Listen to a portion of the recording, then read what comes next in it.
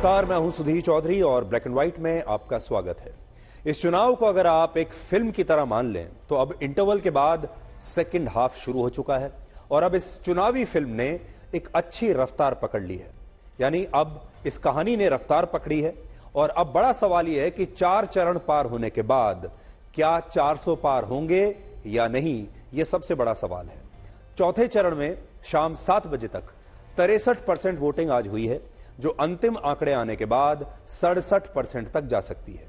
हर बार की तरह आज भी हम आपको इस चुनाव का सबसे बड़ा और विशाल एग्जिट विश्लेषण दिखाएंगे और आज जिन 96 सीटों पर वोटिंग हुई है वहां हमारे रिपोर्टर्स मौजूद थे और आज वो सब थोड़ी देर में आप सबके साथ जुड़ने वाले हैं और वो आपको बताएंगे कि आज दिन भर पोलिंग बूथ्स पर उन्होंने क्या देखा।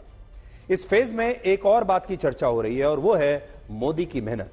आज प्रधानमंत्री मोदी ने एक के बाद एक कई मीडिया चैनल्स को पहले इंटरव्यू दिए, उसके बाद पटना साहिब गुरुद्वारे में लंगर सेवा की, फिर बिहार में 3 अलग अलग स्थानों पर चुनावी रैलियां की और शाम को वाराणसी में एक बहुत बड़ा और भव्य रोड शो किया।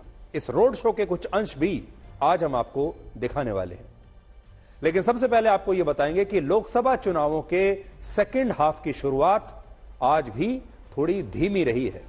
आज शाम 7 बजे तक तीसरे चरण में 10 राज्यों की 96 लोकसभा सीटों पर 63% वोटिंग हुई, जो पिछली बार से इस बार 6.1% कम है। इस समय पिछली बार इन्हीं 96 सीटों पर 69.1% वोटिंग हुई और उससे पहले वर्ष 2014 में भी इन सीटों पर 69.1% मतदान ही हुआ था। हालांकि इस बार के आंकड़े शाम 7 बजे के हैं, इसलिए यह वोटिंग प्रतिशत अभी कम से कम 4% और बढ़ सकता है और इस हिसाब से तीसरे चरण में लगभग 67% वोटिंग इस बार हो सकती है चौथे चरण में, जो पिछली बार से 2% कम होगा। इस बार सबसे ज्यादा 76% वोटिंग पश्चिम बंगाल में हुई है, 69% मध्य प्रदेश में, 68.5% आंध्र प्रदेश में, 64% उड़ीसा में, 64.1% झारखंड में और 62% वोटिंग तेलंगाना में हुई है। जबकि सबसे कम 37% वोटिंग जम्मू कश्मीर के श्रीनगर में, 53% महाराष्ट्र में, 56% बिहार में और 58% उत्तर प्रदेश में हुई है। पिछले चरणों की तरह इस बार भी सबसे कम मतदान उत्तर भारत के हिंदी भाषी राज्यों में ही हुआ है। उत्तर भारत के हिंदी भाषी राज्यों की 31 सीटों पर 56.8% मतदान हुआ। दक्षिण भारत में आंध्र प्रदेश की 25 और तेलंगाना की 17 सीटों पर 65.25% मतदान हुआ है। पूर्वी भारत में पश्चिम बंगाल की 8 और ओडिशा की 4 सीटों पर 70% मतदान हुआ है और महाराष्ट्र की 11 सीटों पर 53% मतदान हुआ, जो अंतिम आंकड़ों में 56% तक पहुंच सकता है। इस बार बीजेपी को दूसरे चरण की 96 सीटों में से जिन 42 सीटों पर जीत मिली थी पिछली बार, उनमें 23 सीटों पर वोटिंग कम हुई है, जबकि 19 सीटों पर इस बार पहले से ज्यादा मतदान हुआ और ये सीटें उत्तर प्रदेश, तेलंगाना, बिहार और झारखंड में हैं। इसी तरह कांग्रेस पिछली बार जिन 6 सीटों पर जीती थी उनमें 2 सीटों पर कम मतदान हुआ है, जबकि 4 पर पिछली बार से ज्यादा वोटिंग हुई है। आज कश्मीर में श्रीनगर के लोगों ने भी एक नया रिकॉर्ड बनाया है। वर्ष 1996 के बाद आज पहली बार श्रीनगर सीट पर 37% वोटिंग हुई है, जो पिछली बार से लगभग 23% ज्यादा है। यह बहुत बड़ी कामयाबी मानी जाएगी। पिछली बार यानी पिछले चुनाव में इसी श्रीनगर में सिर्फ 14.43% वोटिंग हुई थी। 2014 में यहां 25.8% हुई थी। वर्ष 2009 में 25.6% हुई थी। लेकिन इस बार शाम 7 बजे तक श्रीनगर में 37% वोटिंग हो चुकी है और इन चुनावों में श्रीनगर के लोग आज ही जीत चुके हैं। यानी ये जो जीत है, उम्मीदवार चाहे किसी भी पार्टी का हो, लेकिन यह जीत श्रीनगर के लोगों की है, यह जीत भारत की है। और ये तस्वीरें आज इस बात का भी सबूत हैं कि कश्मीर के लोग मुख्य धारा में आ चुके हैं और ये तस्वीरें आज पाकिस्तान को तो बिल्कुल भी पसंद नहीं आएंगी।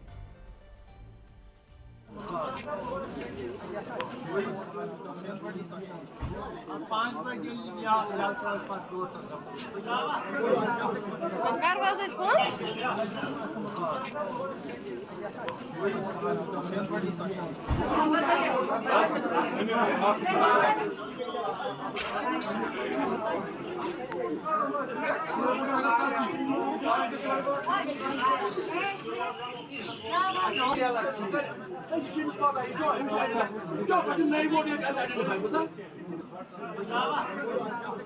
Waar was het van?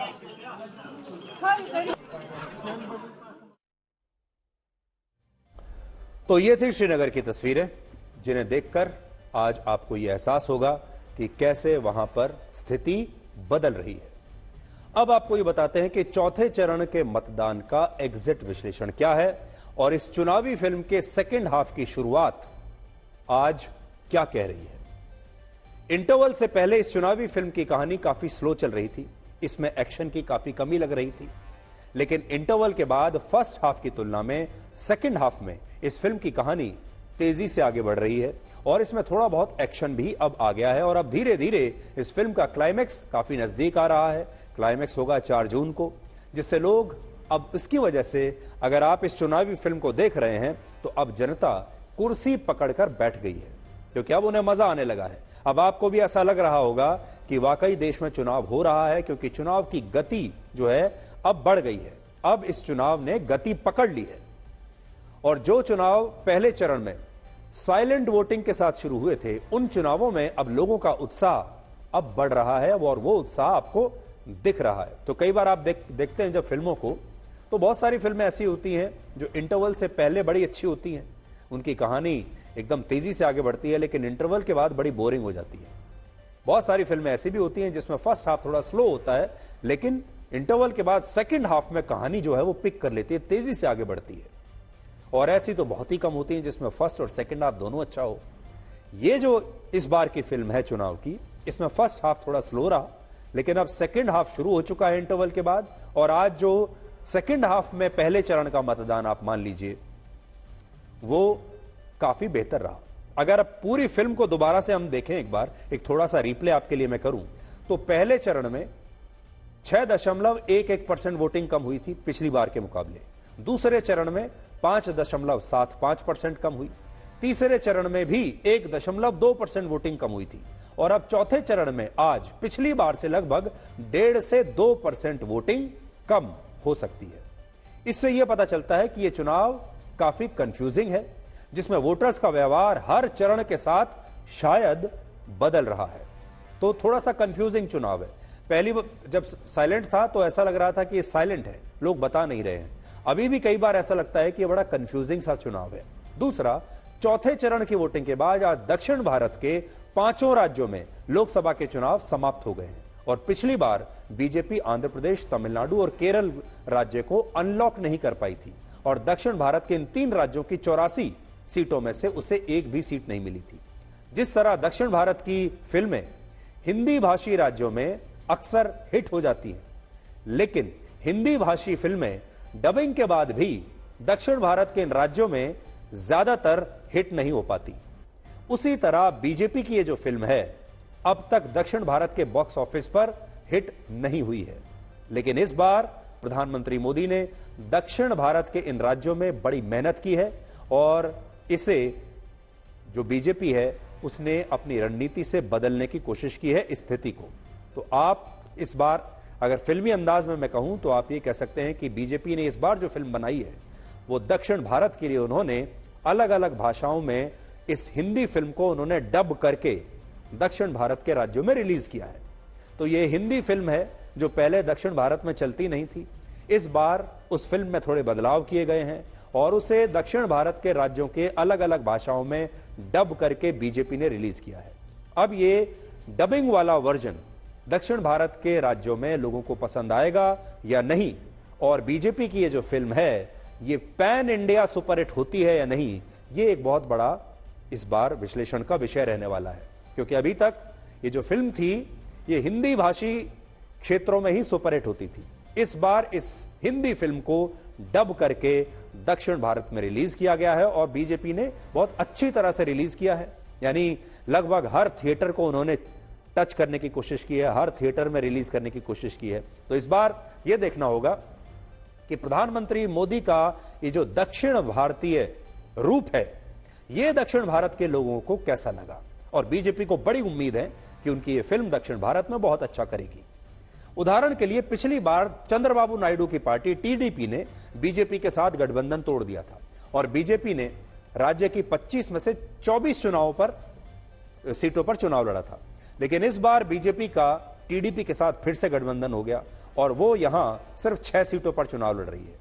Andhra Pradesh की राजनीति से यह पता चलता है कि राजनीति में कभी कोई परमानेंट दोस्त और दुश्मन नहीं होता। पिछले चुनावों से ठीक पहले चंद्रबाबू नायडू चले गए थे, इस चुनाव के ठीक पहले चंद्रबाबू नायडू वापस आ गए। तीसरी बात, चौथे चरण की वोटिंग के बाद अब सबसे ज्यादा चर्चा प्रधानमंत्री मोदी की मेहनत की हो रही है, क्योंकि 73 वर्ष के प्रधानमंत्री मोदी इस भीषण गर्मी के बावजूद हर दिन औसतन 2 से ज्यादा रैलियां कर रहे हैं, रोड शोज कर रहे हैं और उनकी मेहनत को देखकर गर्मी के भी पसीने छूट गए हैं। इस भीषण गर्मी में जब हमारे देश की ज्यादातर माएं अपने बच्चों से यह कहती हैं कि वो इस भीषण गर्मी में घर से बाहर ना निकलें क्योंकि उन्हें लू लग सकती है, जब लोग आपस में भी, आप भी अपने परिवार में लोगों को कहते होंगे कि इतनी गर्मी हो रही है, ध्यान से बाहर निकलिएगा या घर से बाहर मत निकलिए क्योंकि गर्मी लग जाएगी। ऐसे में जब लोग गर्मी की वजह से घरों से बाहर नहीं निकलते, तब प्रधानमंत्री मोदी ने अपनी मेहनत को और ज्यादा बढ़ा दिया है और इस बात को आप उनके आज के कार्यक्रम से समझ सकते हैं। आज का एक दिन अगर आप ले लें केस स्टडी के तौर पर, प्रधानमंत्री मोदी ने आज सुबह पटना के इको पार्क में एक के बाद एक 3 इंटरव्यूज दिए, जिनमें एक इंटरव्यू उन्होंने आज तक को भी दिया, जिसकी तस्वीरें आप देख रहे हैं। आज इसी पार्क में प्रधानमंत्री मोदी काफी समय तक रहे। सुबह सुबह जिस भी न्यूज चैनल को इंटरव्यू देना था सबको यहीं बुला लिया। इसके बाद वो पटना साहिब गुरुद्वारे पहुंचे, जहां उन्होंने लंगर सेवा की और दरबार में माथा टेका, वहां पर भी काफी काम किया। वो तस्वीरें आप देख सकते हैं। ये कई इंटरव्यू सुबह देने के बाद फिर देखिए यहां सेवा कर रहे हैं। गुरुद्वारे में सेवा करने के बाद उन्होंने बिहार के हाजीपुर में, मुजफ्फरपुर में और सहारनपुर में 3 रैलियां और जनसभाओं को संबोधित किया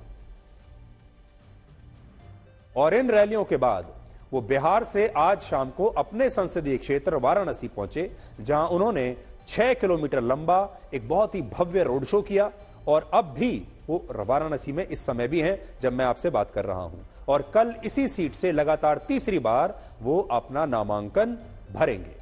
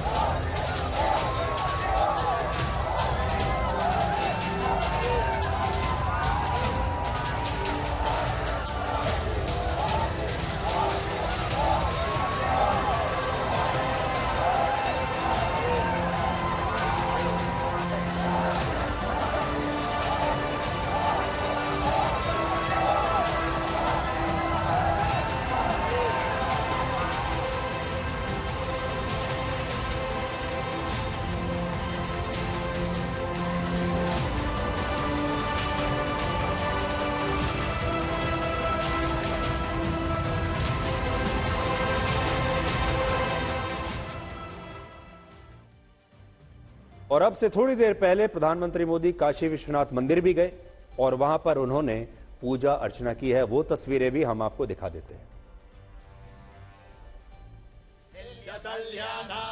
शिवो नः सुमना भव नमत आयुधाय नातताय दृढवे उभाभ्यामुदते नमो बाहुभ्यानो सर्वे गुरीरिकः मानो वीरान् पुत्रभाविनो बधीरे हविष्मन्तः सदविद्वा हवेसायोपवेतिने पुष्टानां पतये नमो भुवन्ताय भाविष्कृतायो खरीनां पतये नमो मन्त्रिणे वाणिजाय कक्षाणां पतये नमो नमः उच्चैर्घोषाय पतीनां पतये नमो नमः कृष्णाय तया धावते सत्त्वानां पतये नमो नमः सामानाय निव्याधिन आव्याधिनीनां पतये नमो नमो निगङ्गिणे ॐ नमः शिवाय उपलब्ध बिल्वपत्राणि समर्पयामि। ओखधेः प्रतिमो ददभं मुखपावधेः प्रासुवारिः अजमा एव साजितभारेर्भेरुधः पारैष्णवः माल्याधीनि सुगन्धिनि मालत्यादीनि मैत्रहो मया हितानि पुष्पाणि गृह्णन्तां परमेश्वर पुष्पं।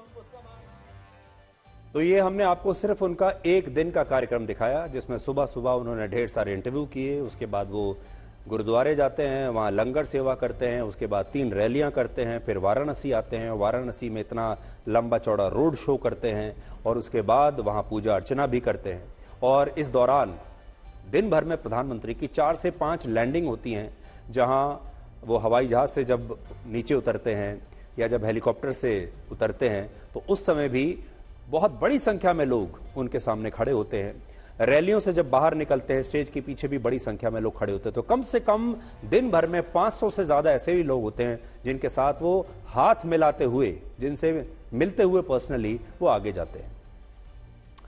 अब तक लोकसभा चुनाव के 4 चरणों में देश की 543 में से 378 सीटों पर, यानी लगभग 70% सीटों पर वोटिंग हो चुकी है। पिछली बार बीजेपी को इन 378 सीटों में से 205 सीटें मिली थी, जबकि कांग्रेस ने 43 सीटें जीती थी।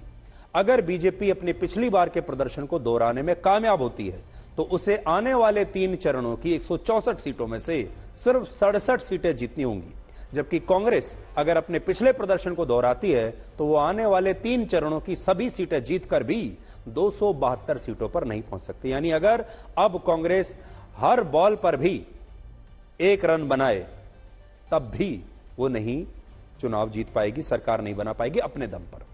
शायद यही वजह है कि अभी हर कोई बीजेपी की सीटों का विश्लेषण कर रहा है और हर कोई ये बता रहा है कि बीजेपी इन चुनावों में कितनी सीटें जीत सकती है या कितनी जीत रही है। पहले से ज्यादा, पहले से कम, पहले के बराबर, पूरे देश में यही चर्चा है कि बीजेपी की कितनी सीटें हैं। एनडीए 400 पार करेगा या नहीं, बीजेपी 370 पर है, 300 पर है, कितनी सीटें जीतेगी।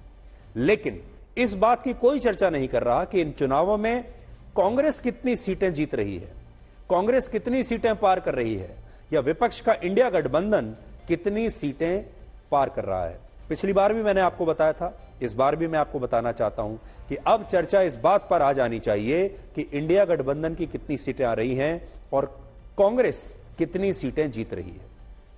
और बहुत सारी, असल में ये चुनाव जो है वो बयानों के नीचे दब गया है और शायद जनता भी उन बयानों को क्वेश्चन नहीं कर रही है। उदाहरण के लिए आम आदमी पार्टी लगातार कह रही है, अरविंद केजरीवाल लगातार कह रहे हैं जिस दिन से जेल से आए हैं कि वो देश में चुनाव जीतकर अपनी सरकार बनाएंगे और जब वो सरकार उनकी बन जाएगी तो वो ये करेंगे, ये करेंगे, ये करेंगे। अरविंद केजरीवाल ने पहले ही कह दिया कि उन्होंने 10 गारंटी भी दे दी है कि अगर मेरी सरकार बनी तो ये 10 गारंटी हम देंगे।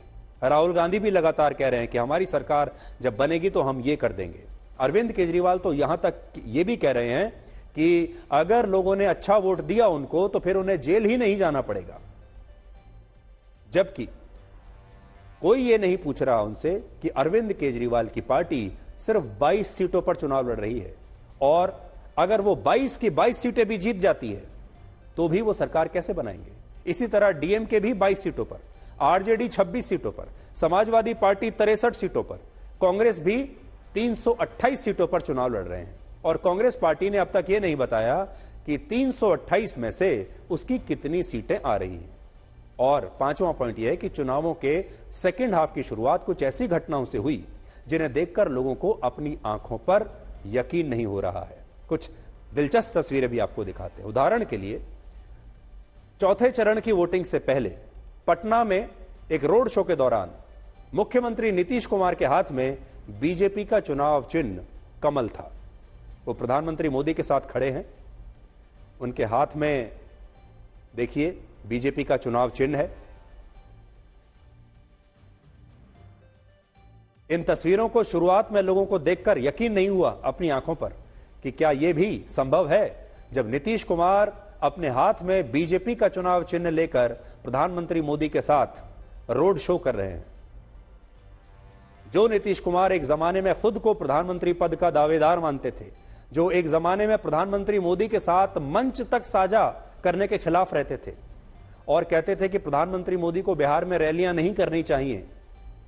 शुरुआत में वही नीतीश कुमार आज प्रधानमंत्री मोदी के साथ रोड शो में बीजेपी का चुनाव चिन्ह कमल ऐसे हाथ में लेकर हाथ हिलाते हुए चल रहे हैं। देखिए,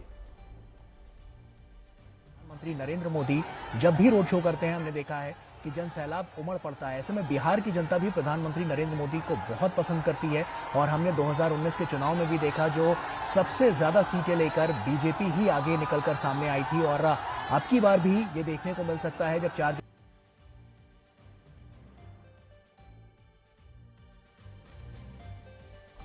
अब हम आज तक के रिपोर्टर्स के पास आपको लेकर चलते हैं। पोलिंग बूथ से वो तमाम रिपोर्टर्स, हमारी टीम अपना आंखों देखा अनुभव आज आपके साथ शेयर करेंगे और आपको बताएंगे कि आज की वोटिंग में कहां पर क्या माहौल था। इस समय उत्तर प्रदेश के कन्नौज से अशोक सिंघल, आंध्र प्रदेश के विशाखापट्टनम से अपूर्व जयचंद्रन, तेलंगाना के हैदराबाद से अब्दुल बशीर, बिहार में समस्तीपुर से रोहित सिंह, झारखंड के खूंटी से सत्यजीत कुमार, श्रीनगर से अशरफ वानी, पश्चिम बंगाल के बैरामपुर से ऋतिक मंडल, मध्य प्रदेश के उज्जैन से रवीश पाल सिंह, महाराष्ट्र के औरंगाबाद से मुस्तफा शेख और उत्तर प्रदेश के लखीमपुर खीरी से कुमार कुणाल आप सबके साथ लाइव जुड़ गए हैं और मेरी सहयोगी चित्रा त्रिपाठी वाराणसी से हमारे साथ जुड़ गई हैं, जिन्होंने आज प्रधानमंत्री मोदी का रोड शो पूरा कवर किया और अपनी आंखों से उन्होंने सब देखा। सबसे पहले हम चित्रा के पास ही चलते हैं। चित्रा, थोड़ी देर पहले प्रधानमंत्री मोदी का ये रोड शो जो है आपने देखा, आप इसकी गवाह रही हैं। अपना अनुभव आप हमारे साथ शेयर कीजिए। कैसा रोड शो था? अभूतपूर्व था? ये पहले जैसा ही था? पहले से थोड़ा इसका जोर कम था? कैसे आंकती हैं आप इसको?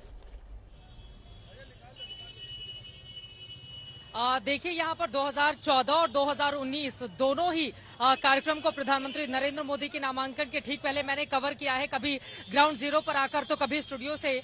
लेकिन सुधीर, इस बार का जो स्वतः स्फूर्त यहाँ पर जनता का सैलाब था वो अपने आप में अभूतपूर्व था। और जहां से होते हुए चले जाइए, एक नशा सा है अब की बार 400 पार। किसी से भी पूछे, मालवीय जी की प्रतिमा से प्रधानमंत्री ने अपने रोड शो की शुरुआत की, वहां पर किसी से बात कीजिए कि क्या है मुद्दा, वो कहेंगे अब की बार 400 पार। पूछे कौन सा मुद्दा है, नरेंद्र मोदी। अगर यहाँ पे गुदौलिया चौराहे पर मैं मौजूद, मैं चाहूंगी संजय हमारे कैमरामैन एक बार जरा ऊपर की तस्वीरें आपको दिखाएं और चारों आसपास का नजारा दिखाएं। कितनी दुल्हन की तरह ये पूरा का पूरा हिस्सा गुदौलिया का सजा हुआ है। आप भी सुधीर जब यहाँ आते हैं आप जानते हैं कि भीड़ भाड़ वाला ये पूरा का पूरा इलाका है, लेकिन फिर भी जिस तरह से सड़कों का चौड़ीकरण किया गया है, दुकानों को जितनी खूबसूरती से सजाया गया है और प्रधानमंत्री नरेंद्र मोदी की ये बड़ी हमार काशी हमार मोदी, ये भोजपुरी में लिखा हुआ है हमार काशी हमार मोदी, यानी कि हमारा काशी है और हमारे नरेंद्र मोदी हैं।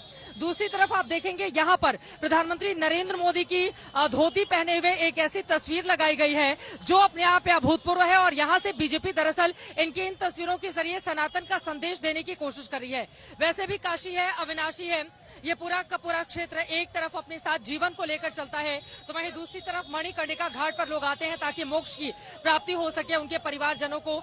ये वो हिस्सा है और यहाँ पर जहां से होते हुए गुजरते हुए चले जाइए, पहले के मुकाबले इस बार नरेंद्र मोदी को देखने की जो लालसा थी, उत्सुकता थी, वो कहीं ज्यादा देखने को मिली है। और सिर्फ वाराणसी नहीं, देखिए यहाँ पर इस बात को लेकर चर्चा की जा रही है कि नरेंद्र मोदी कितनी बड़ी मार्जिन से इस बार वाराणसी का लोकसभा चुनाव जीतते हैं। चर्चा इस बात को लेकर ज्यादा है कि आज यहाँ से जो संदेश उनकी ओर से समूचे हिंदी बेल्ट में दिया गया है, क्योंकि अब तक हम जानते हैं कि 378 सीटों पर तकरीबन लोकसभा का चुनाव संपन्न हो चुका है। 70% ये सीटें हैं।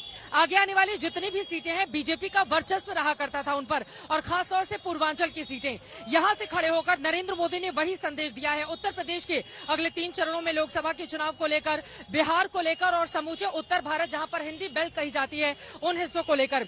तमिलनाडु में पहले इलेक्शन हो चुका है, लेकिन तमिल और काशी संगम के जरिए भी नरेंद्र मोदी ने यहाँ पर अलग जगाई और उसका भी जिक्र अलग अलग होर्डिंग पोस्टर जैसे जैसे हम देखेंगे उसकी तस्वीर भी दिखाई दी जाएगी। कुल मिलाकर कम से कम यहाँ की जो तस्वीर है वो विरोधी दलों की मुश्किलें बढ़ाती हुई नजर आ रही है। चित्रा, शॉर्ट में 30 सेकंड में हमें एक बात बताइए। जो नारा लगा रहे हैं, क्यों पड़े हो चक्कर में, कोई नहीं है टक्कर में। जी, 30 सेकंड में आप हमें ये बताइए, 2014 में प्रधानमंत्री मोदी जब यहां से चुनाव लड़े तब वो एक बहुत लोकप्रिय नेता थी। 2019 में जब चुनाव लड़े तब वो एक लार्जर देन लाइफ, एक बहुत बड़ा ब्रांड बन चुके थे, एक बहुत बड़े नेता बन चुके थे, उनकी छवि बहुत बड़ी बन चुकी थी। 2024 में हम यहाँ कई बार देख रहे हैं। तो अब उससे भी एक और आपको लगता है कि 2014, 19 और 24 लगातार जो है उनकी छवि जो है अपग्रेड होती चली जा रही है, और अब बहुत सारे लोग तो उनकी आरती उतार रहे थे, मैं देख रहा था आज। बिल्कुल, महिलाओं से मैंने भी बातचीत की सुधीर जी। वो उनका ये कहना है कि नरेंद्र मोदी में उनको भगवान का अंश दिखाई देता है। इसके पीछे की बड़ी वजह यह है, देखिए, चाहे 500 सालों के बाद श्री राम मंदिर का निर्माण हो, वहां भगवान राम की प्राण प्रतिष्ठा हो, ये कहने में आज जितनी आसान लग रही है, वास्तव में यह उतनी थी नहीं। क्योंकि जब भी श्री राम की बात होती थी, हम जानते थे कि देश के भीतर किस तरह से उसका विरोध शुरू होता था। तो जो बातें आज हम बहुत आसानी से कह रहे हैं, उसको कार्यान्वित करने में कितनी मेहनत यहाँ पर लगी होगी, उसको बताने की जरूरत नहीं है। ये नरेंद्र मोदी की सशक्त छवि ही थी, जिसकी वजह से राम मंदिर का भव्य निर्माण भी हुआ, वहां पर प्राण प्रतिष्ठा भी हो गई।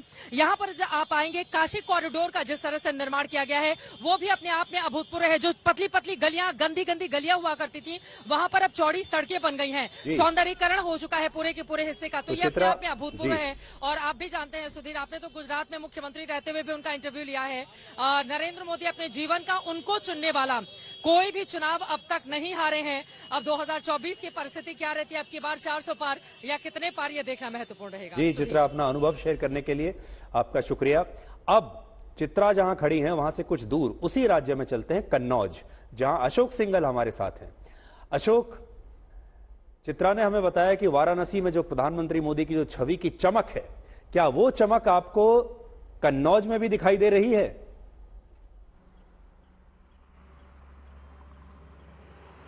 सुधीर, देखिए, ये बात तो सच है कि प्रधानमंत्री और योगी की अगर यूपी में बात की जाए तो दोनों को साथ लेके चलना ही पड़ेगा। लेकिन प्रधानमंत्री की अगर बात की जाए, क्योंकि प्रधानमंत्री नरेंद्र मोदी के नाम पे 2024 का चुनाव लड़ा जा रहा है, और कन्नौज सीट ऐसी सीट है जहां पर समाजवादी पार्टी इस बार बहुत कंफ्यूज असमंजस में दिखाई दी।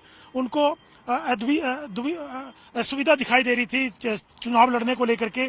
पहले तेज प्रताप यादव को, अपने भतीजे को अखिलेश यादव ने यहाँ पर टिकट दिया, उसके बाद विड्रॉ किया गया, खुद मैदान में आ गए, क्योंकि यहाँ पर बहुत नजदीकी फाइट हुई। तो अखिलेश आज आपके हिसाब से अखिलेश आज हार रहे हैं, जीत रहे हैं? आज कैसा प्रदर्शन रहा उनका दिन भर? देखिए, ये सुधीर कहना बड़ा मुश्किल होगा कि वो जीत रहे हैं या हार रहे हैं, लेकिन फाइट है इस सीट के ऊपर। क्योंकि 2019 में समाजवादियों का जो गढ़ था, बीजेपी ने उसको ढहा दिया था, उसको जीत लिया था। सुब्रत पाठक वहां से सांसद बने थे, और डिंपल यादव, अखिलेश यादव की पत्नी को 12,000 वोटों से हरा दिया था। लेकिन इस बार अखिलेश यादव खुद इसलिए मैदान में आए कि इस सीट को वो दोबारा से काबिज होना चाहते हैं, और बीजेपी चाहती है कि लगातार ये सीट छोड़े नहीं। सुब्रत पाठक ने अच्छा चुनाव लड़ा है, लेकिन अखिलेश यादव यहाँ पर एक चुनाव लड़ करके परिवार के भीतर ये सीट रखना चाहते हैं। और कहीं ना कहीं ये जो कहा जा रहा है, लोगों से जो मेरी बातचीत हुई कि टफ है, काफी टाइट कॉन्टेस्ट है, देखना होगा, क्योंकि मार्जिन बहुत कम रहा है। चाहे वो डिंपल यादव 2014 में जीते और 2019 में चाहे सुब्रत पाठक जीते, तो इस बार मार्जिन कौन जीतता है, मार्जिन कितना रहता है, लेकिन टफ कंटेस्ट होगा, ये तय है। यानी ये जो कॉन्टेस्ट है आखिरी बॉल तक जाएगा। अशोक के बाद हम चलते हैं विशाखापट्टनम। अपूर्व जयचंद्रन हमारे साथ हैं। अपूर्व, पिछली बार जब चुनाव हुआ था तो ऐसा लगता था कि बीजेपी ने वहां पर एक सोलो फिल्म रिलीज की थी, क्योंकि चंद्रबाबू नायडू से उनकी दोस्ती टूट गई थी। लेकिन आज ऐसा लगता है कि वापस से एक मल्टी स्टारर फिल्म बीजेपी ने रिलीज की है, जिसमें चंद्रबाबू नायडू भी हैं, पवन कल्याण भी हैं। तो आपको ऐसा लगता है कि इस बार आज का जो दिन था, ये जो मल्टी स्टार कास्ट के साथ, इतने सारे सुपरस्टार्स के साथ, ये कैसा रहा बीजेपी के लिए? जी बिल्कुल, अगर हम देख सकते हैं इस बार बहुत ही मुद्दा बहुत साफ है। तेलुगु देशम पार्टी जो है नारा चंद्रबाबू नायडू का, वो हम एक तरफ देख सकते हैं, उनका अभी एनडीए के अलायंस में है जनसेना, पवन कल्याण और भाजपा के साथ। और यहाँ पे आगे आके भी हमने देखा है जिस तरह से नरेंद्र मोदी, प्रधानमंत्री जी नरेंद्र मोदी, अमित शाह और कई सारे जो सीनियर बीजेपी भाजपा के नेता हैं, वो आके आंध्र प्रदेश में प्रचार कर रहे थे।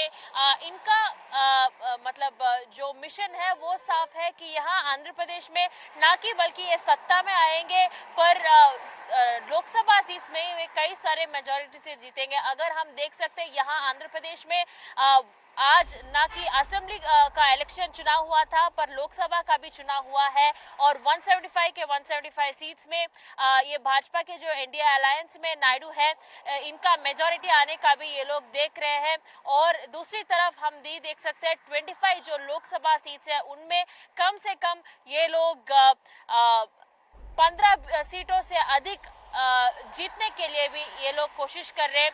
हमें ये देखना पड़ेगा कि जिस तरह से इन्होंने मैनिफेस्टो में उनका चुनाव प्रचार किया था और उनका जो वादे किए थे मैनिफेस्टो में, बाबू सुपर 6 हो, नहीं तो कई सारे जो स्कीम्स इन लोगों ने जनता के लिए लेके आए हैं, क्या इसका सफल उनको आज ये जो काउंटिंग हुआ है, जो वोटिंग हुआ है, इसमें जो जून 4 को होगा, क्या उसमें रिफ्लेक्ट हो जाएगा, वो बात हमें देखना बिल्कुल जरूरी है। जी जी, अब हम चलते हैं हैदराबाद। देखिए, इस कार्यक्रम की जो खूबसूरती है वो ये है कि आपको एक ही घंटे में भारत के जगह जगह पर इन सारी सीटों के जो फ्लेवर्स हैं वो आपको मिल जाएंगे। हैदराबाद हम अब्दुल बशीर के पास चलते हैं और अब्दुल, आप हमें बताइए, हैदराबाद से आप हमारे देश के तमाम दर्शकों को क्या बताना चाहेंगे? आज दिन भर आपने क्या देखा, कैसी वोटिंग हुई, किसकी तरफ जा रही है वोटिंग?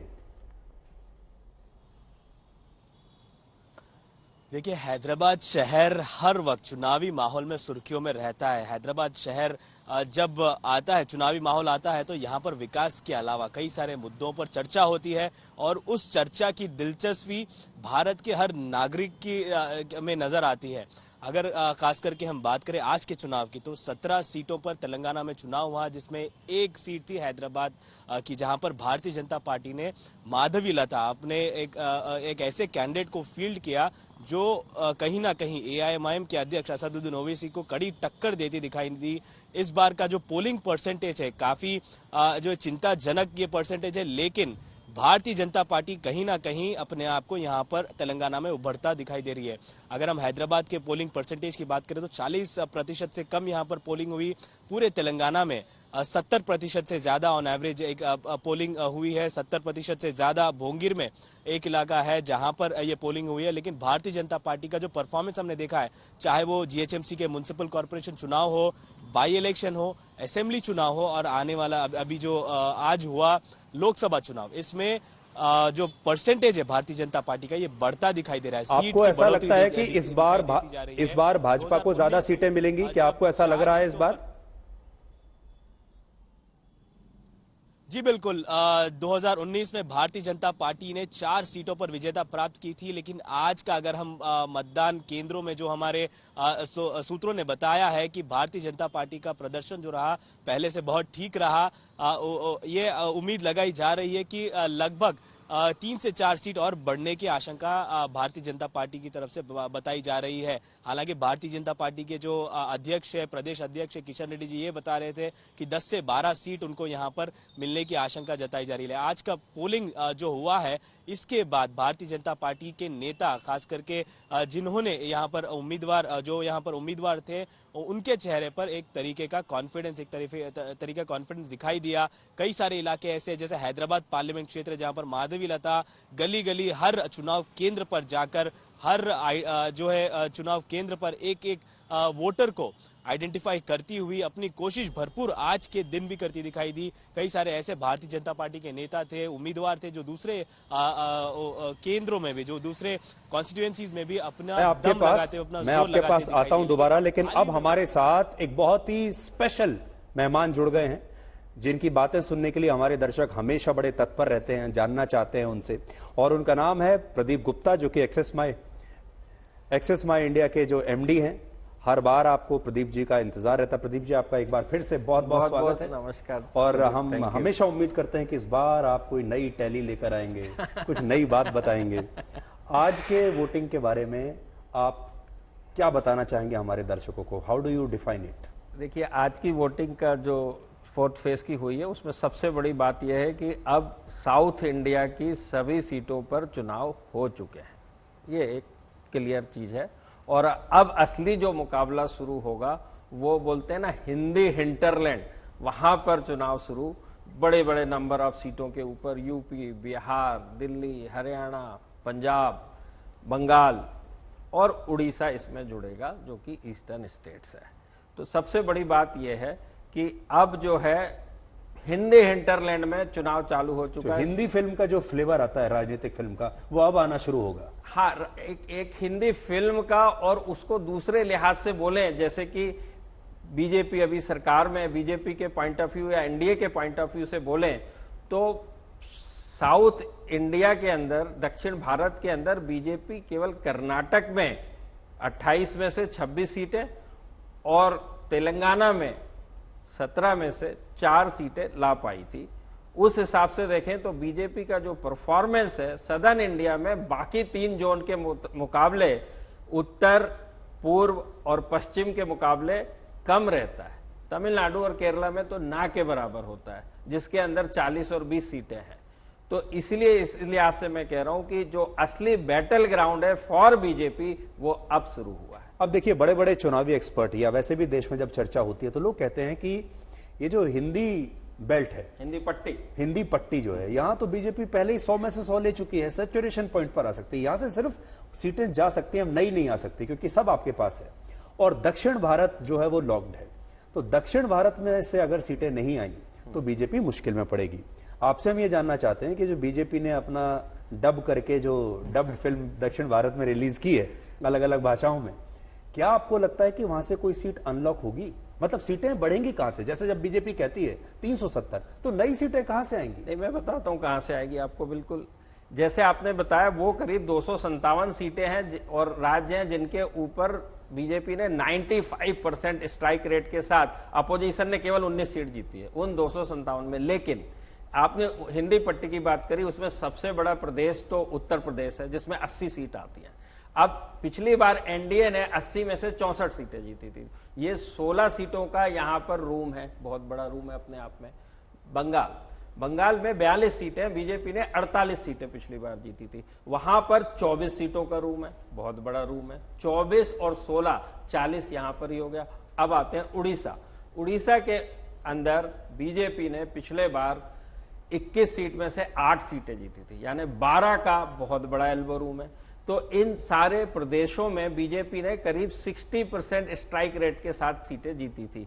तो हम जो दूसरे प्रदेश हैं जिनकी हमने बात करी, जिसमें 95% स्ट्राइक रेट था, तो आज बीजेपी को अपनी यदि टैली बढ़ानी है तो उनको इन राज्यों में भी, सदर्न इंडिया दक्षिण भारत में तो काम करना ही है, सीटें बढ़ानी है, यहां पर भी सीटें बढ़ाने का अच्छा खासा रूम। और पश्चिम बंगाल में, मैं अब बाद में ट्रोलिंग हो जाएगी इसलिए, पश्चिम बंगाल में 18 जीती थी बीजेपी, है ना? आपने गलती से 48 बोल दिया। नहीं, मैंने 18 ही कही, जिसमें कि अभी भी 24 सीटों का रूम बाकी है। 18 सीटें, सॉरी यदि मैंने गलत कहा हो तो। जी, आपसे बातचीत करेंगे, लेकिन एक बार जरा बिहार चलते हैं, समस्तीपुर, और रोहित सिंह हमारे पास वहां है। रोहित, हम यही बात कर रहे थे कि जैसे हर राज्य में बीजेपी की सीटें कम होंगी, उतनी ही आएंगी या बढ़ेंगी। आज की वोटिंग देखकर आप समस्तीपुर से बिहार के बारे में क्या बता सकते हो? कल हमने बड़ी शानदार तस्वीरें देखी जिसमें नीतीश कुमार अपने हाथ में बीजेपी का चुनाव चिन्ह कमल लेकर, लोग अपनी आंखें मलते रह गए। और जब उन्होंने नीतीश कुमार को इस तरह बीजेपी का चुनाव प्रचार करते हुए देखा, तो क्या ये चुनाव प्रचार काम आ रहा है बीजेपी के? जी देखिए, बिल्कुल, जहां तक वोट बैंक के लिहाज से देखिए सुधीर जी, तो बीजेपी प्लस नीतीश कुमार का जो वोट का कॉम्बिनेशन है वो कहीं ना कहीं फायदेमंद हमेशा से रहा है। आप किसी भी चुनाव में आप देख लीजिए, चाहे 2019 का भी आप चुनाव देख लीजिए, 39 सीटें जीती जब नीतीश कुमार, बीजेपी और चिराग पासवान साथ थे। इस बार फिर से ये तीनों जो हैं साथ में हैं, प्लस और भी जो अलायंस पार्टनर्स हैं जैसे मांझी और उपेंद्र कुशवाहा भी आ गए हैं। तो यहाँ पर अब कोशिश यही हो रही है कि 40 में 40 का जो दावा है वो पूरा किया जा सके। और कल भी हमने देखा किस तरीके से प्रधानमंत्री का जो मेगा शो पटना की सड़कों पर देखने को मिला, और मेगा शो के साथ साथ मेगा शो ऑफ स्ट्रेंथ भी था। नीतीश कुमार जब उस रोड शो में प्रधानमंत्री के साथ मौजूद थे तो कहीं ना कहीं एक संदेश बिहार में भी देने की कोशिश की जा रही थी। अब जहां तक आज के चुनाव की बात है, 5 सीटों पर आज चुनाव हुआ, और अगर किसके पास कितनी सीटें थी उस लिहाज से हम देखें सुधीर जी, तो 5 सीटें एनडीए के पास ही थी।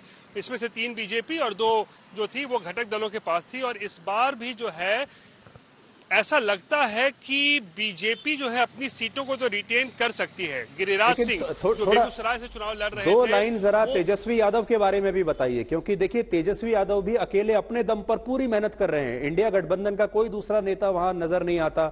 उनको चोट भी लग गई है, तबीयत खराब है, कभी व्हील चेयर पर जाते हैं, कैसे कैसे करके वो भी अच्छी लड़ाई लड़ रहे हैं। उनको कुछ फायदा हो रहा है? उनकी ये मेहनत कुछ रंग लाएगी या नहीं? देखिए, मेहनत तो तेजस्वी यादव ने 2020 से विधानसभा चुनाव में भी की थी। क्या जबरदस्त भीड़ उमड़ती थी उनकी रैलियों में, वो देखने को मिला। वैसी ही भीड़ इस बार भी जो है उनकी रैलियों में उमड़ रही है। बेरोजगारी की बातें कर रहे हैं, नौकरी की बातें कर रहे हैं, किस तरीके से उन्होंने नौकरी दी है। लेकिन क्या ये भीड़ जो है, क्या ये वोट में तब्दील होगा या नहीं, ये एक बड़ा सवाल है। क्योंकि 2020 के अनुभव से ऐसा नहीं लगता है कि जो अगर भीड़ आपके रैलियों में आती है तो उसको मतलब है कि आपको वोट्स भी उतने मिलेंगे। ऐसा नहीं लग रहा है 2020 के हिसाब से। इसीलिए तेजस्वी यादव बार बार ये दावा कर रहे हैं कि बीजेपी की पूरी मशीनरी इस वक्त बिहार में काम कर रही है। प्रधानमंत्री से लेकर गृह मंत्री हो, नड्डा हो, बहुत सारे जितने भी तमाम बड़े बड़े नेता हैं, मुख्यमंत्री हैं बीजेपी के, वो तमाम लोग बीजेपी के यहाँ पे आ रहे हैं। और एक तरफ दूसरी मतलब एक तरफ बीजेपी की तरफ से, और उनके मुकाबले केवल तेजस्वी यादव जो है तो हम वो कह सकते मुकाबला हैं लड़ रहे तेजस्वी हैं वर्सेस पूरे ऑल बीजेपी का वहां पर मशीनरी है। के खिलाफ। जी जी जी, एक बार हम प्रदीप जी से भी पूछते हैं, बिहार पर आपकी क्या राय है? देखिए, बिहार की जैसे बात करें तो अब एनडीए ने पिछले बार 40 में से 39 सीटें जीती थी। केवल एक सीट किशनगंज की जो है वो कांग्रेस ने जीती थी। उसके बाद क्या हुआ है कि जब ऐसी स्थिति होती तो सब खत्म हो गया, यानी अपोजिशन रहा ही कहां। जब आप 40 में से 39 सीट हार जाते हैं तो उसके बाद फिर तेजस्वी यादव का जैसे बताया कि उदय हुआ। और हमने जो असेंबली इलेक्शन थे बिहार के 2020 के, उसमें देखा कि उन्होंने एक जबरदस्त फाइट दी और कांग्रेस का प्रदर्शन बहुत ही मामूली रहा। लेफ्ट पार्टी का प्रदर्शन स्ट्राइक रेट के मायने के हिसाब से उससे भी बेहतर हुआ। अलायंस की बात कर रहा हूं मैं, गठबंधन की बात कर रहा हूं, तेजस्वी, आरजेडी, कांग्रेस और लेफ्ट पार्टी का। यदि कांग्रेस का स्ट्राइक रेट अच्छा होता, यानी 50% भी होता, तो शायद आरजेडी सरकार बना रही होती। परंतु यहां बहुत बड़ा परंतु है, ये इलेक्शन जो है वो देश का इलेक्शन है, लोकसभा का इलेक्शन। लोकसभा के मुद्दे, नेता, विषय सब कुछ अलग होता है।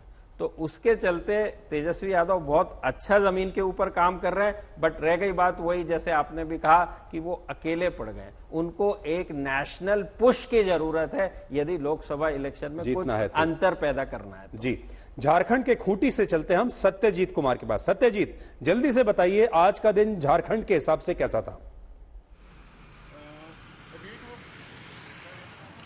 देखिए, कुछ तस्वीरें जो दिखी उससे ये साबित हो गया कि झारखंड में पॉलिटिकल अवेयरनेस है।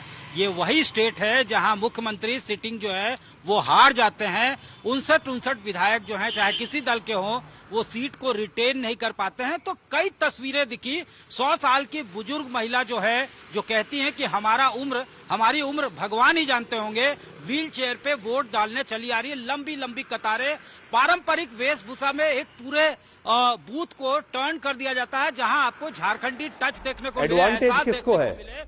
नगाड़ा, ढोल। तो उसमें जब देखिए 4 सीटों पे यहां चुनाव हुआ है, जिसमें 3 सीटें बीजेपी के पास थी और 1 सीट गीता कोड़ा जब कांग्रेस में थी तो उन्होंने सिंहभूम में कांग्रेस का खाता खोला था। तो अब जब 4 सीटें और गीता कोड़ा भी चली गई हैं बीजेपी में, तो एक बड़ा चुनौती, एक बड़ा ओनस बीजेपी पे होगा कि जब मैक्सिमम सीटें उसके पास है तो उसको कैसे रिटेन करे।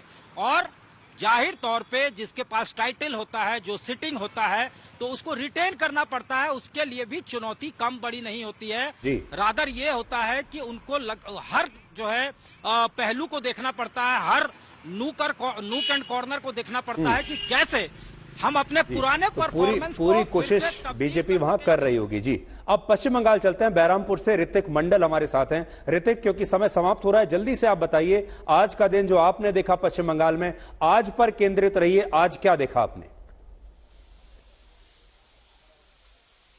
देखिए, बिल्कुल सबसे बड़ी बात है कि इस बार क्या अधीर रंजन चौधरी अपने जो गढ़ माना जाता है बहरमपुर से, अपना जो कांग्रेस का किला वो बचा पाएंगे। देखिए 5 बार का वो सांसद रहे, वैसे ही थोड़ा प्रेशर बन जाता है इस तरीके के दिग्गज नेताओं के लिए, और खासकर जब ये अधीर रंजन चौधरी की बात आती है।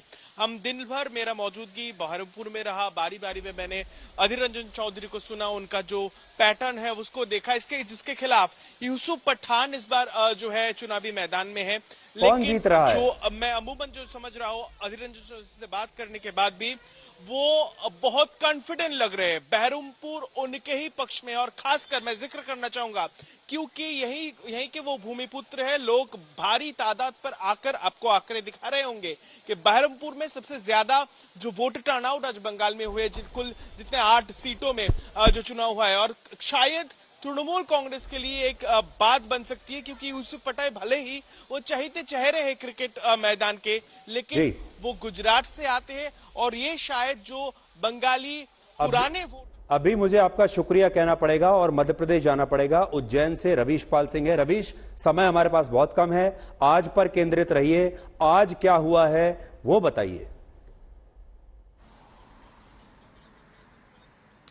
देखिए सुधीर जी, सबसे पहले तो ये बता दें कि क्योंकि आज लोकसभा के चौथे चरण का मतदान था, मध्य प्रदेश में आज अंतिम चरण का मतदान था। यानी आज जो मालवा निमाड़ की 8 सीटें थी, उसके साथ ही मध्य प्रदेश में लोकसभा चुनाव की प्रक्रिया संपन्न हो गई। आज मतदान संपन्न हो गया। एमपी की सभी 29 सीटों पर मतदान हो चुका है। लेकिन अच्छी बात यह रही कि बीते जो 3 चरण है उससे कहीं ज्यादा मतदान इस चौथे चरण में हुआ है। वैसे भी मालवा निमाड़ का वोटर जो है वो कहीं ज्यादा जागरूक माना जाता है।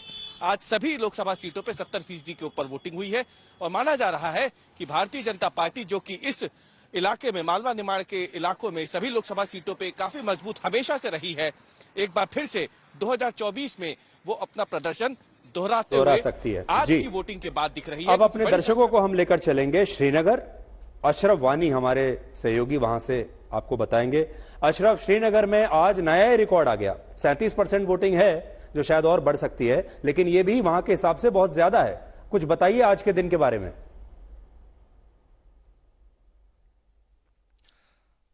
सुधीर, आप फिल्मों की बात कर रहे थे। ये जो कश्मीर में फिल्म चल रही है, इसके निर्माता और निर्देशक भारतीय जनता पार्टी और केंद्र सरकार है, और जिस अंदाज से ये फिल्म बनी है उसका लग रहा है कि ये सुपरहिट हो रही है, क्योंकि बीजेपी का उम्मीदवार नहीं है, ना ही कांग्रेस का उम्मीदवार।